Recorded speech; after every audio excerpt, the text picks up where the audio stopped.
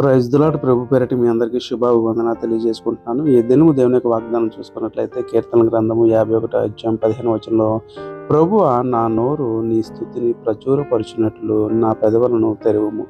అంటే నా పెదవులను తెరువు అంటే మనకు పెదాలు లేవనా?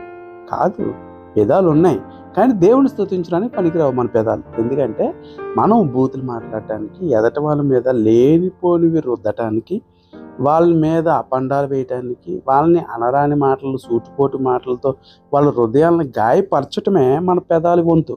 కాబట్టి ఇన్ని కల్మషాలు ఉన్నటువంటి మన పెదాలు దేవుని స్తుతించడానికి యోగ్యమైనవి కావు.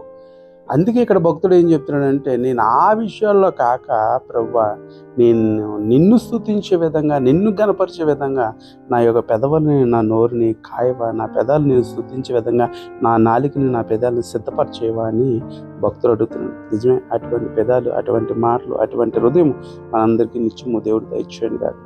ఆమేన్. God bless you.